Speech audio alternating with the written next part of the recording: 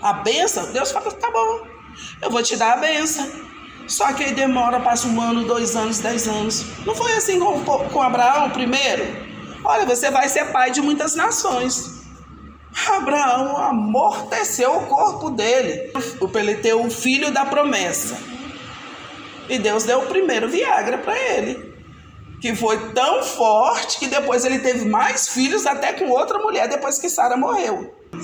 Senhor, nosso Deus, nosso Pai, nós estamos aqui na Tua presença porque o Senhor é bom, porque o Senhor é misericordioso, porque a Sua misericórdia que age em nossas vidas, nos dando saúde, graça, paz, alegria. É o Senhor que transforma a nossa família, é o Senhor que nos unge com óleo de alegria, com a Tua prosperidade, Senhor, com o Teu amor, com a Tua graça. Senhor, nós aqui estamos para aprender de Ti mais uma vez, Senhor, e nós te agradecemos por cada momento que nós passamos na Tua presença. Em nome de Jesus, amém. Salmo 118, vamos citar. O título desse salmo é A Alegria dos Justos pelo Salvador. Tem outros títulos em outras traduções, mas aqui eu peguei esse. O Salmo 118, ele não traz o nome do autor. E se ele não traz o nome do autor, a gente já sabe que não tem como ver o contexto histórico. Por que a gente fala isso? Porque quando a gente aprende a pregar, pregação expositiva, você tem que falar o autor e falar onde aconteceu, o que estava acontecendo no momento que aquela passagem bíblica, que aquele salmo foi escrito. Por quê? Para evitar as heresias, para evitar as pregações erradas. Que o povo pega uma passagem bíblica lá de Israel, prega hoje, como se fosse acontecimento de hoje e acaba criando as seitas. Então, por isso que o contexto bíblico de quando foi escrito é muito importante. Se ele não tem autor, mas a tradição bíblica, os comentários históricos, relatam que ele pode ter sido escrito por Davi. E quando eles pensam assim, eles relatam que esse salmo foi escrito quando Davi foi entronizado, que foi um salmo que Davi fez em agradecimento a Deus por ter superado todos os perigos, principalmente o de Saul tentando matar ele, e ele ter vencido tudo e está ali naquele momento de ser entronizado. Esse salmo é mais um Halel. Nós já estudamos do 113, do 113 ao 118, são salmos de Halel. Salmos que foram feitos para ser cantado nas festas judaicas. E o que era a entronização de Davi? Uma festa. Que todas as vezes que um rei sobe ao poder, deveria ser uma festa. Principalmente se for um rei dado por Deus, um rei ungido por Deus. Hoje, a maioria das vezes, quando nós temos uma eleição de presidente, a maioria fica triste. Por quê? Porque é permissão de Deus. Mas às vezes a gente sabe que não é um rei, não é um presidente que vai olhar para as pessoas, não é um presidente que vai ser justo, não é um presidente que vai ser honesto. Aí, por isso, nós paramos muito de fazer festas quando os nossos reis, governadores, sobem aos tronos. Esse salmo, ele também é messiânico. O que é um salmo messiânico? Lá atrás, antes de existir o Novo Testamento, antes de existir muita parte da Bíblia escrita, Deus já falava para os profetas: vai vir Jesus. Não se turbe o seu coração, fique tranquilo, porque um dia eu mandarei um Salvador para essa terra.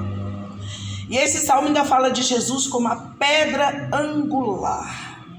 O que é uma pedra angular? É o alicerce sobre o qual tudo tem que ser construído. E esse salmo, ele relata Jesus vitorioso. O Porque muita gente cultua Jesus, vocês já viram? Tem lugar que você chega, tem uma cruz enorme com Jesus morto. Tem outro lugar que você vai, Jesus está chorando. Outros lugares você vai, Jesus é um nenê que precisa ser protegido pela mãe. Então, é certo cultuar Jesus? Não. O nosso Jesus cultuado é Jesus ressurreto, ascendido aos céus e cheio de poder. Por isso esse salmo nos ensina a olhar para as dificuldades com confiança e a louvar a Deus por sua misericórdia. Agora nós vamos estudar versículo por versículo. Dos versículos de 1 a 4, é uma música, onde o rei ou o sacerdote cantava a primeira frase e o povo respondia com uma frase pronta. O rei falava, versículo 1, o rei falava: rendei graças ao Senhor, porque Ele é bom. Aí o povo repetia: porque a sua misericórdia dura para sempre. Nós vamos ver isso nos outros versículos de 1 a 4. O versículo 1 enfatiza que devemos ter confiança absoluta em Deus. E a partir desse versículo começam as repetições, porque a sua misericórdia dura para sempre. Para que essa repetição? Vocês lembram, na nossa época, quando a gente era pequeno, como que a gente aprendia tabuada? Repetindo, decorando. Então, o que eles faziam aqui em Israel? Repetiam, porque a sua misericórdia dura para sempre. Então, todas as vezes que tinha um israelita passando por um problema, ele lembrava: a misericórdia de Deus dura para sempre. Estou sofrendo, mas tem a misericórdia de Deus e ela não vai me abandonar. Era esse o sentido das repetições. E eles repetiam no culto. Todo dia falando a mesma coisa no culto, todo dia na festa falando a mesma coisa. Isso entra no coração, vai para a mente e fica fixado. A repetição martelava na cabeça, no coração. Você já viu até uma mentira, quando uma pessoa cria uma mentira, que ela vai falando, por fim até ela mesma acredita, ela sabe que é mentira, mas por fim ela passa a acreditar. Então essa repetição aqui também era isso, martela na cabeça, martela no coração do adorador.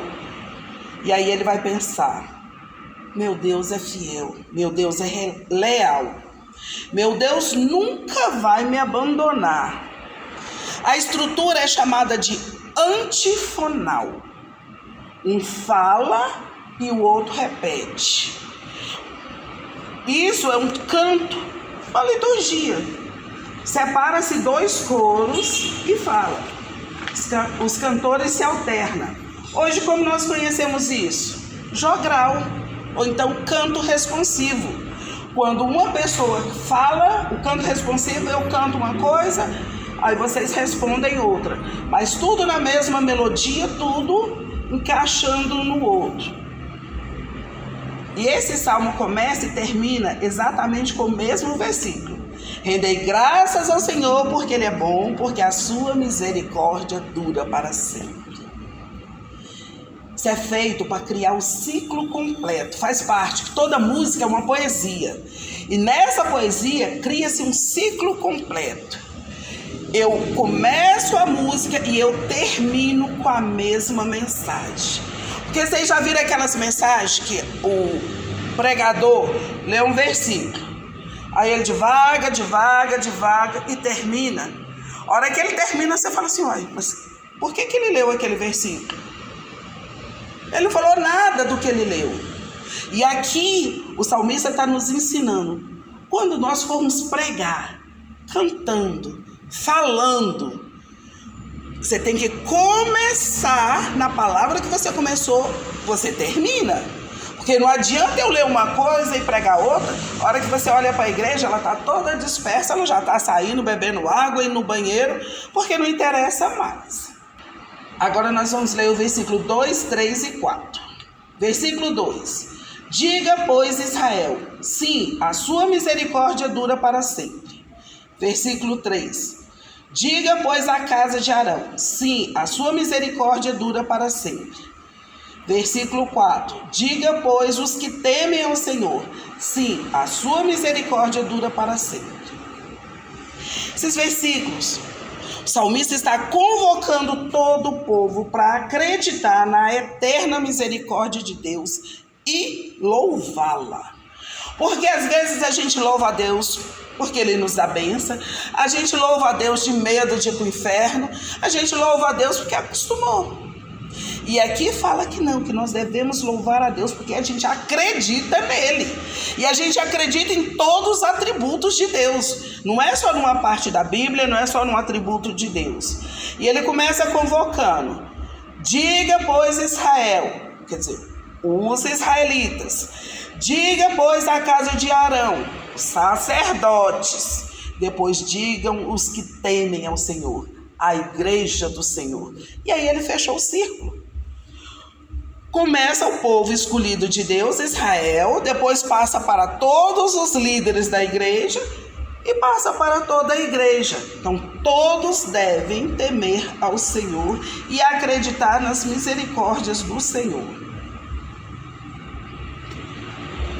E quando ele fala os que temem ao Senhor, não é aquelas pessoas que dizem que acreditam, não. São os verdadeiros adoradores, aqueles sinceros, aqueles que sabem que Deus é santo e exige santidade dos seus servos, que Deus é a autoridade maior da nossa vida, e aqueles que vivem segundo os mandamentos de Deus.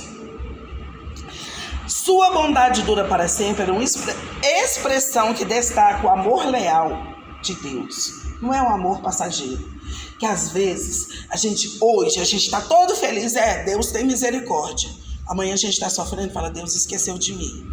A gente tem que ter certeza que a misericórdia de Deus está onde a gente estiver e onde a gente estiver, o que a gente estiver passando. É Ele que nos sustenta em qualquer circunstância. Tanto que a palavra hebraica usada para misericórdia ou bondade não é só ser bom porque eu faço coisas boas. É porque eu sou misericordioso. A palavra é hesed, palavra hebraica.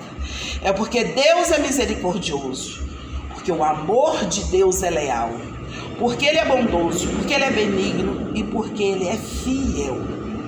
Quer dizer, então, com todas as vezes que a gente ouvir misericórdia de Deus, bondade de Deus, a gente está ouvindo que Ele tem um amor real, que Ele é bom, que Ele é benigno, que Ele é fiel. Se Ele é tudo isso, não tem como sair de perto desse Deus. Versículo 5. Em meio à tribulação, invoquei o Senhor, e o Senhor me ouviu, e me deu folga. Esse versículo é uma promessa de refúgio. Ele fala que é no meio da tribulação. Ele não diz que Deus não vai deixar os filhos dele ter tribulação. Vai ter tribulação, mas no meio da tribulação, Deus espera que nós invoquemos o nome dele e ele vem e nos dá folga. Ele é nosso refúgio. Ele nos cobre com as asas dele. O salmista nos dá a certeza que Deus vai nos responder quando clamarmos a Ele em tempos de aflição. Agora tem um problema. A gente ouve o povo falar assim: olha, você está esperando Deus responder e Deus não respondeu a sua oração? Gente, Deus responde todas as orações. Só que a gente quer uma resposta positiva. A gente só acha que Deus respondeu quando Ele respondeu positivo. E Deus já falou não há muito tempo. E a gente está ali, assistindo. E até no coração a gente já sabe que Deus falou não. E a gente continua insistindo para ver se a gente muda o coração de Deus, para Deus falar sim. E tem até líderes religiosos que ensinam que se você insistir muito, que se você subir ao monte, der 3 voltas, 3 pulos, levar dinheiro ou fazer um sacrifício grande, Deus vai mudar a vontade dele para a sua vida. Deus só vai mudar a vontade dele quando isso for benefício do servo dele para salvação. Se não for e Deus falou não, vai ser não. Nós que temos que aprender a viver na vontade de Deus. E esse versículo também, ele confere com Jeremias 33:3. Invoca-me e te responderei. Anunciar-te-ei coisas grandes e ocultas que não sabes. Como também no Salmo 120, versículo 1. Na minha angústia clamei ao Senhor e Ele me respondeu. Salmo 34, 17. Justos clamam e o Senhor os ouve e os livra de todas as suas angústias. O salmista nos ensina nesses versículos que a oração tem que ser honesta. Por quê? Tudo aqui fala que Deus livra o justo. Deus não livra o injusto. Deus não responde orações injustas. Deus não vai fazer uma coisa para você que vai prejudicar ela. Deus só vai fazer uma coisa se for bom. Balança justa. Os negócios do crente é balança justa, os negócios honestos, tem que ser bom para os dois. Não pode destruir ninguém, tem que estar sempre construindo. Não pode denegrir o nome de Deus. E esse salmo, o próprio salmo, é um testemunho de libertação e alívio em meio ao sofrimento. O salmista relata que Deus ouviu, como também o respondeu, concedendo alívio e lugar seguro. Vocês imaginam se esse salmo foi escrito por Davi? Deus o ouviu e o pôs no trono.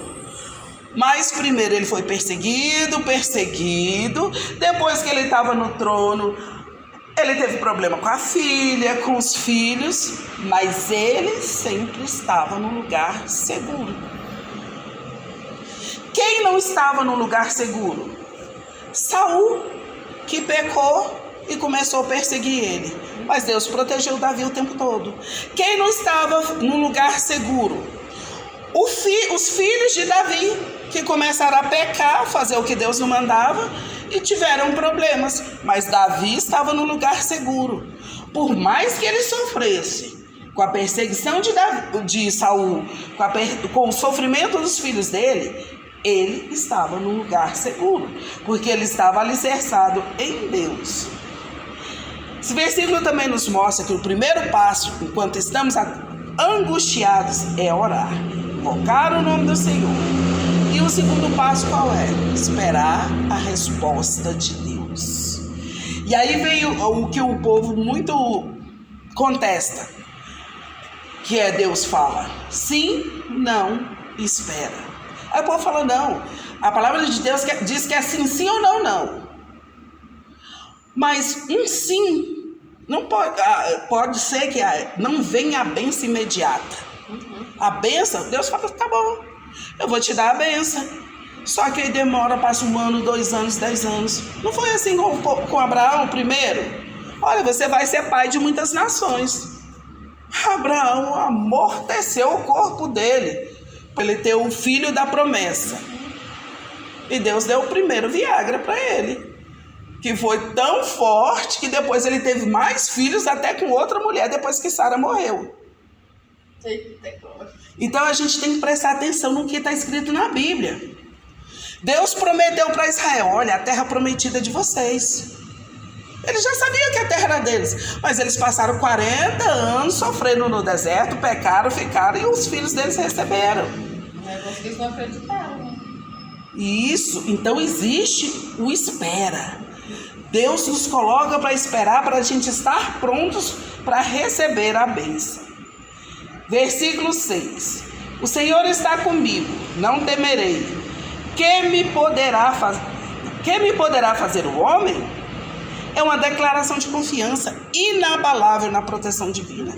Mesmo que tiver alguém me atacando, me ameaçando, Deus promete ser o nosso ajudador. Amém. Aí Deus pede para a gente substituir o medo pela certeza da vitória, mesmo em frente ao inimigo. Versículo 7. O Senhor está comigo, entre os que me ajudam. Por isso, verei cumprido o meu desejo nos que me odeiam. Isso aqui já passa por salmo imprecatório, né? Porque eu sei que o Senhor está comigo. Presença real de Deus na minha vida. E presença constante. Deus não é um Deus distante. Deus é um Deus que está aqui pertinho de mim. Um refúgio seguro na minha angústia. E é Ele que me ajuda. Eu reconheço a força de Deus na minha vida. Mas tem um ser humano me atentando. Tem um ser humano aqui que não me deixa ter paz, que não me deixa dormir. mas eu sei que meu Deus é meu ajudador. Aí nessa hora o salmista fala: eu verei a derrota dos meus inimigos. Ele estava errado? Ele está querendo a vingança aí. Não, o próprio Deus fala isso. O próprio Deus fala que a vingança é dele, que é ele que vai destruir os nossos inimigos. Então isso é bíblico também. Sim. Porque às vezes a gente quer que Deus faz alguma obra, mas a gente fala assim: mas Deus, a pessoa que está me atacando é meu parente. Eu amo essa pessoa, Deus, mas ela está me destruindo. E aí a gente quer que Deus nos dê o livramento, mas não quer que Deus trabalhe na vida da pessoa. E aí de repente Deus começa a trabalhar na vida daquela pessoa.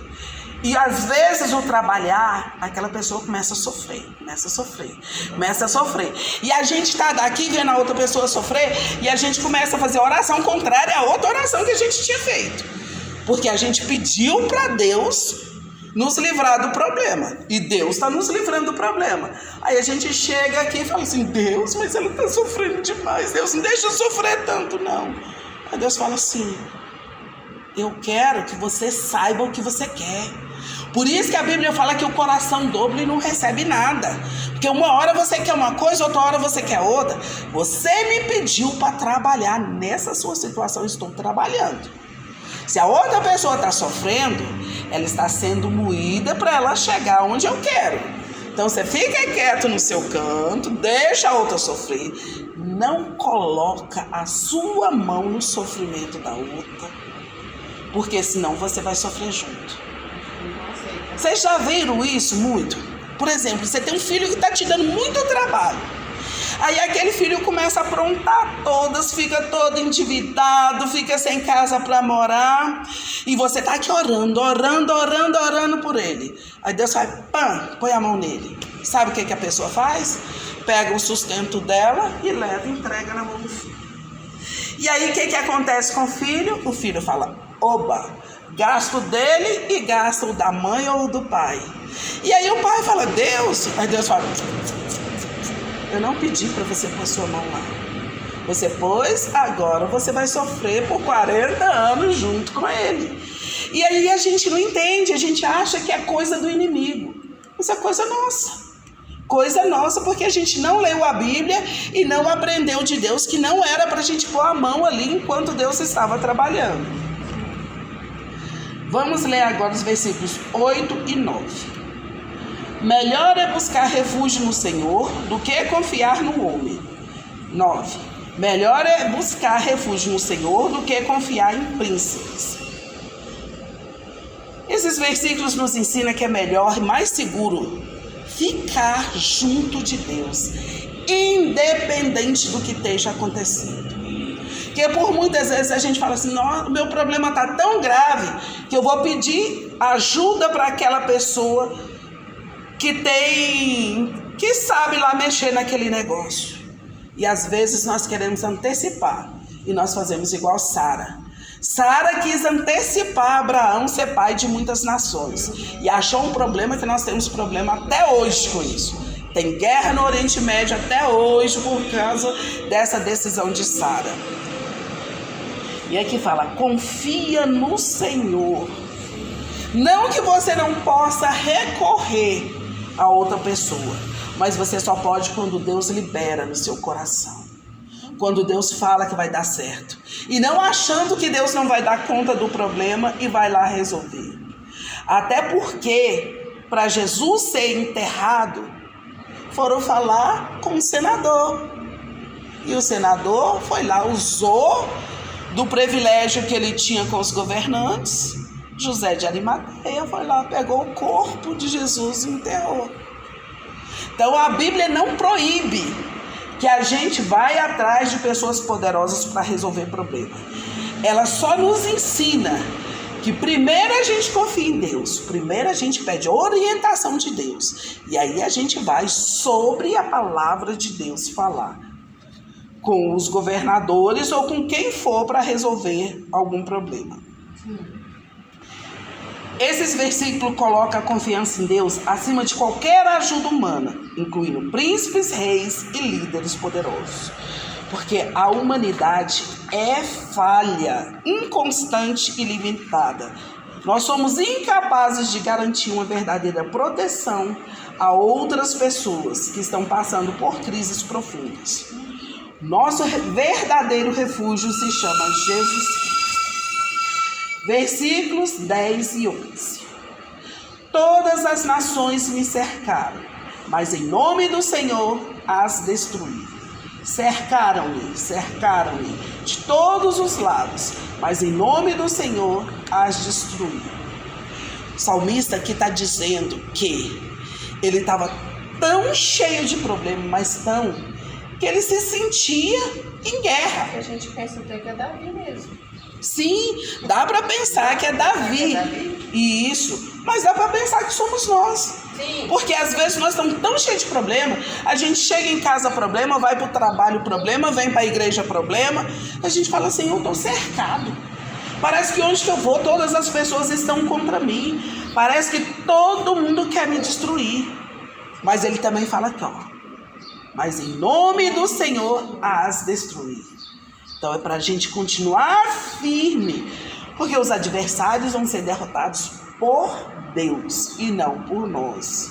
A vitória não é pela força humana, mas sim pelo poder e pela autoridade de Deus. Versículo 12.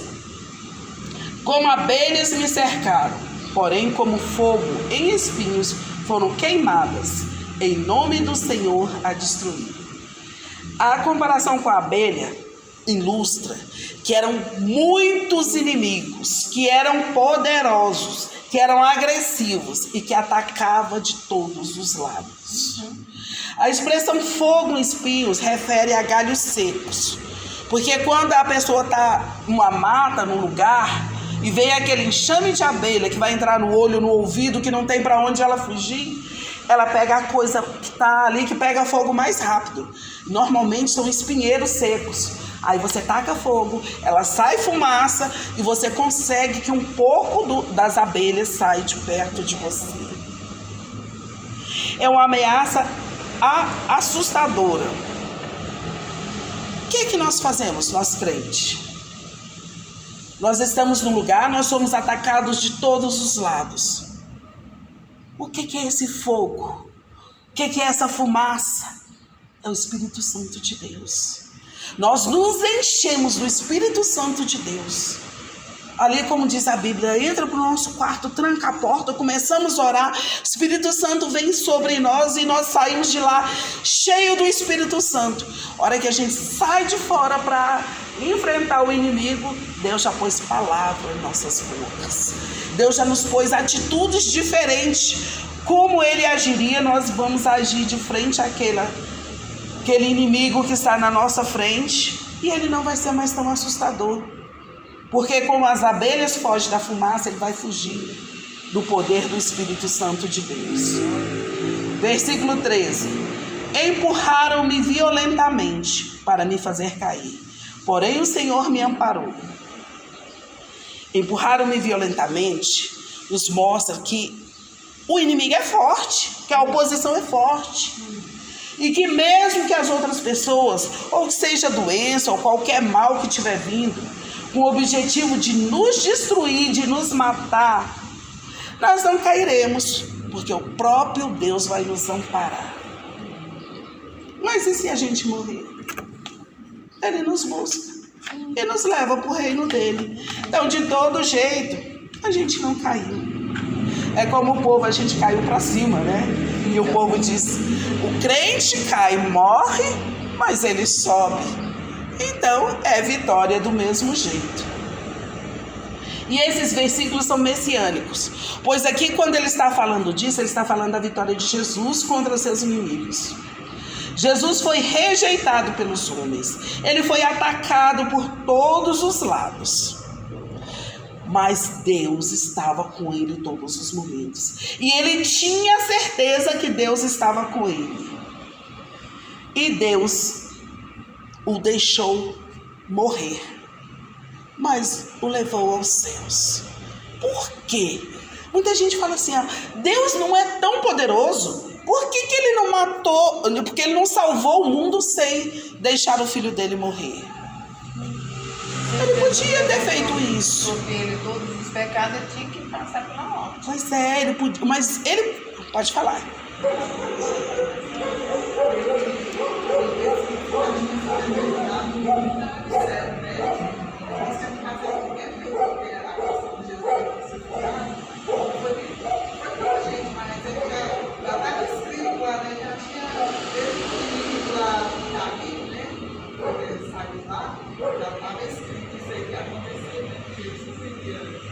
Desde que Adão pecou, já estava certo. Aliás, antes de Adão pecar, porque Deus já conhecia, ele fez Adão do barro. Gente, barro quebra. Então Deus já sabia que Adão ia pecar.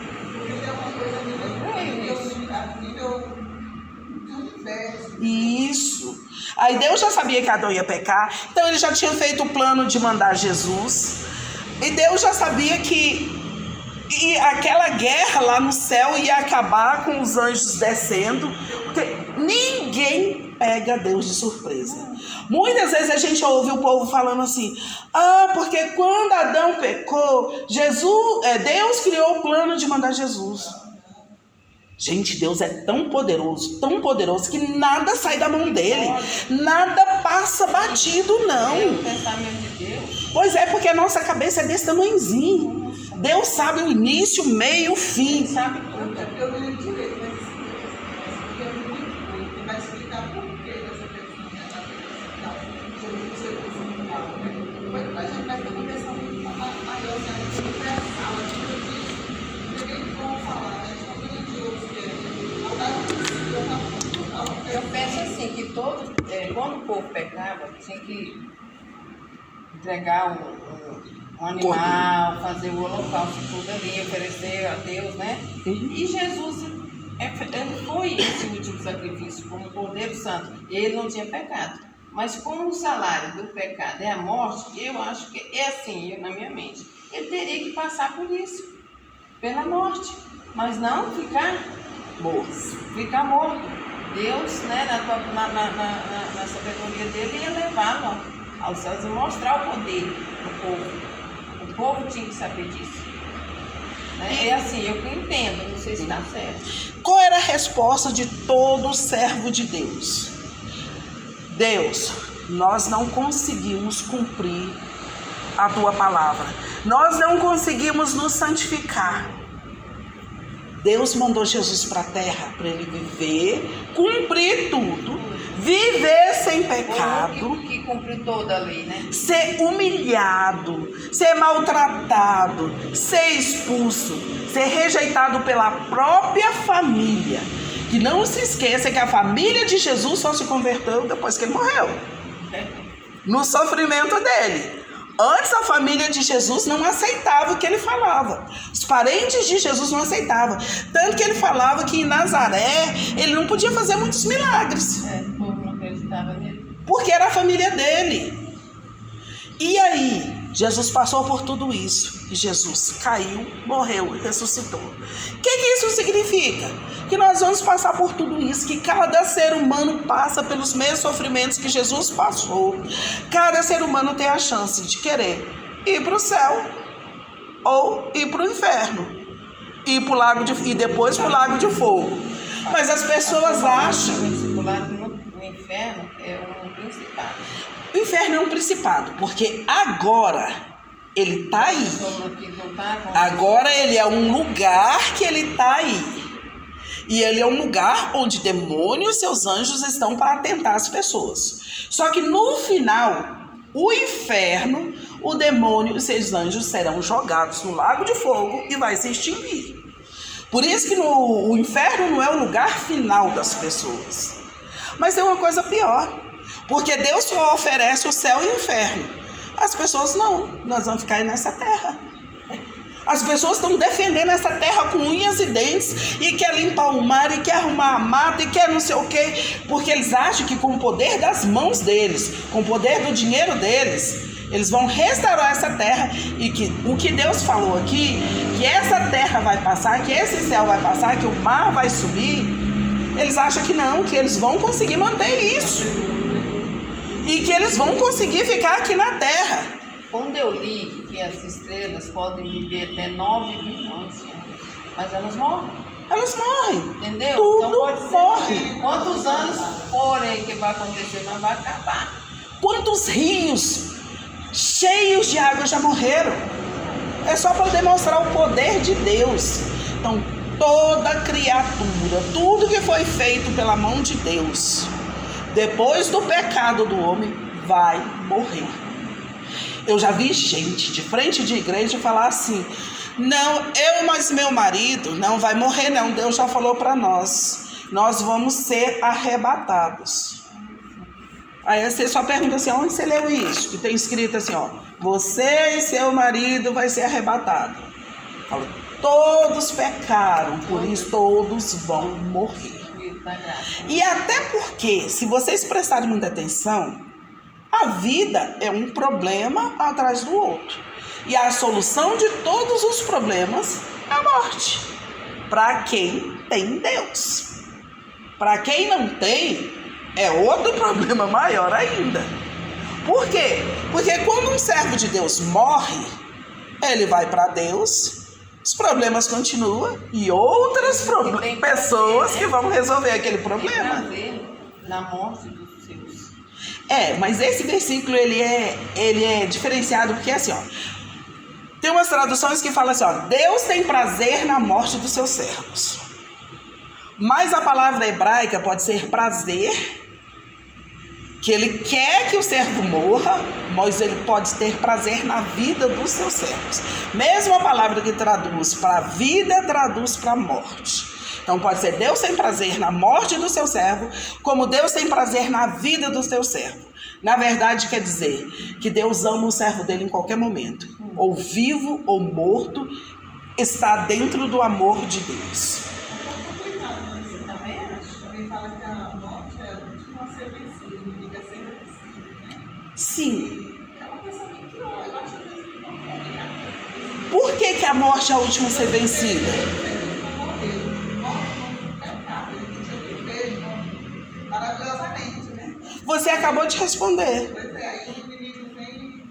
Por que a morte é a última a ser vencida? Porque a gente não para de pecar. Pecou, morreu. Pecou, morreu. Pecou, morreu. Quando o último ser humano parar de pecar, não existe mais morte. Quando vai ser que o último ser humano vai parar de pecar?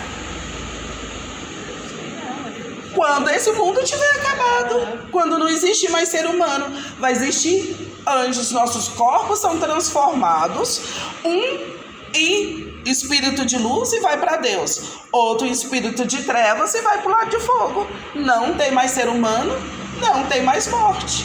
É o último inimigo a ser vencido. Ela vai matar quem? Se a terra se acabou, os animais se acabou, o mar se acabou, seres humanos já foram divididos entre anjos de luz e anjos de trevas. O inimigo já está no lago de fogo. Não tem mais morte. Essa vai ser a nova Jerusalém. Essa é a nova Jerusalém. Nós vivendo com Deus, com corpo transformado, só alegria, glorificando a Deus dia e noite, cantando dia e noite. Por isso que eu acho tão engraçado o povo falar para a igreja: olha, tem os que cantam e os que não cantam. Você só pode cantar se tem voz boa. Chegar lá no céu vai ser como? Pois é. Porque Deus que deu a voz para cada pessoa. E aí você vai chegar lá no céu e vai dizer assim: ó, Deus, eu não vou cantar não, porque a voz que o Senhor me fez é feia. Aí ele vai olhar para você e vai falar assim: eu faço alguma coisa feia? Eu faço alguma coisa defeituosa? Você vai ser do jeitinho que você é, meu amor.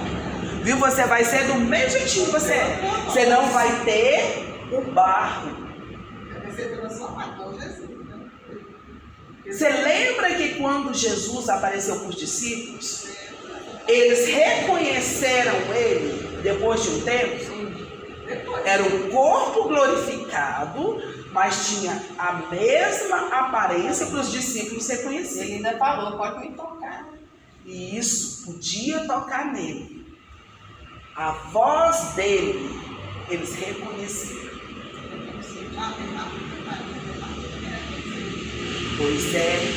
Então não pensa que porque você vai para o céu, que você vai ter uma voz linda, maravilhosa. Não, é porque eu estou falando assim, que muita gente fala que não pode cantar porque a sua voz não agrada multidões. Na verdade, o que a gente fala é isso.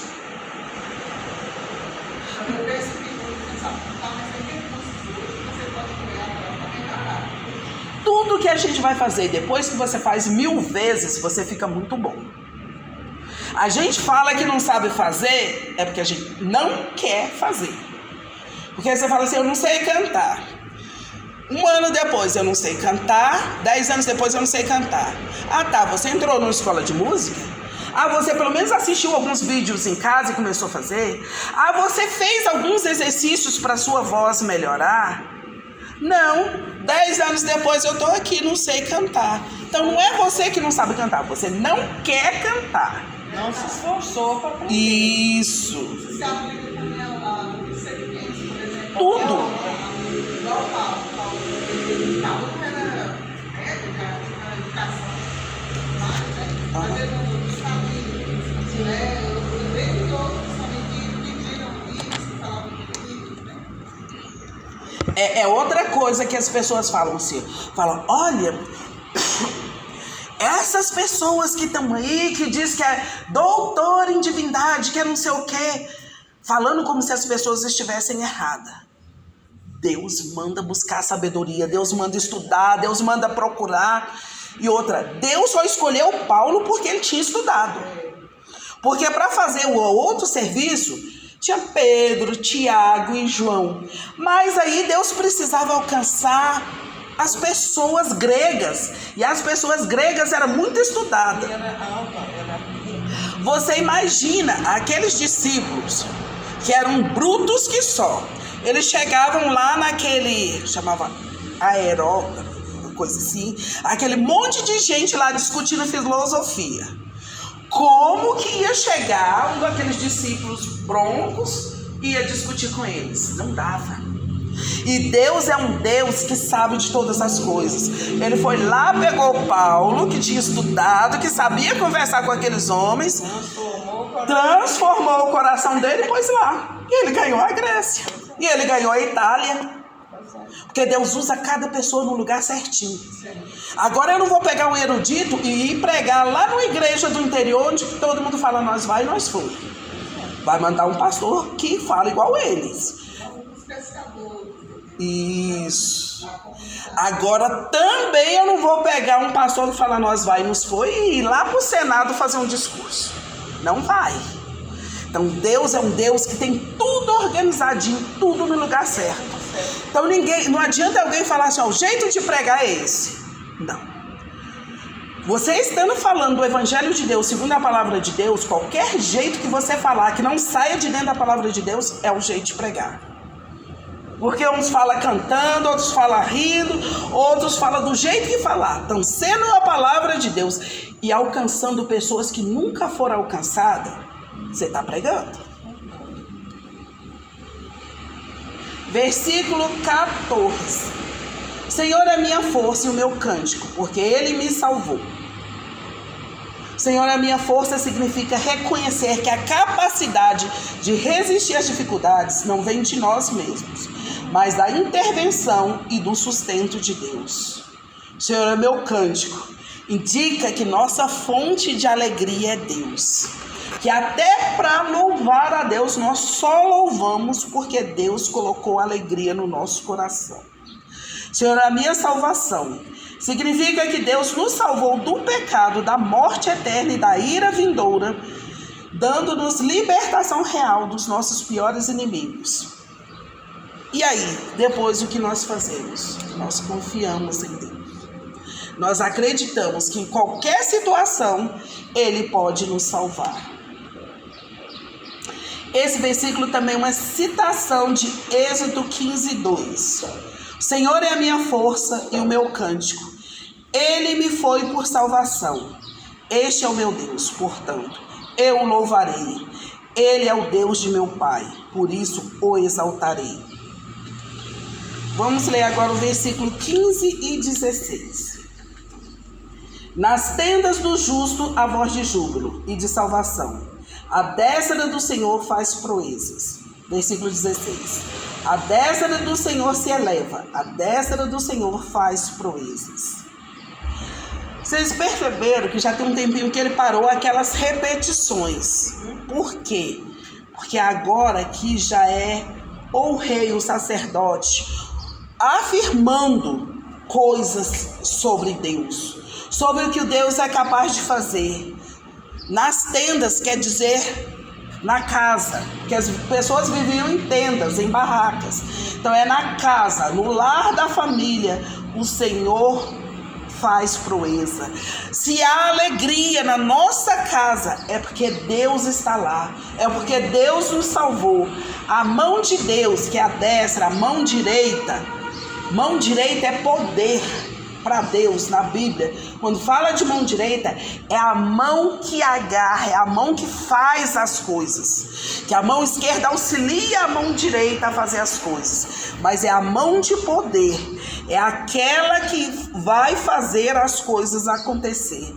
A mão de Deus que nos dá alegria, a mão de Deus que alegra o nosso coração, é a mão de Deus que nos faz cantar mesmo no meio do sofrimento.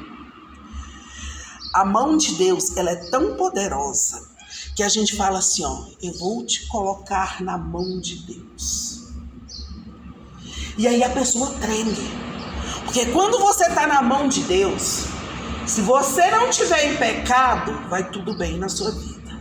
Mas se eu te coloco na mão de Deus, ou se a outra pessoa te coloca na mão de Deus, você estiver em pecado, imagina o que vai acontecer.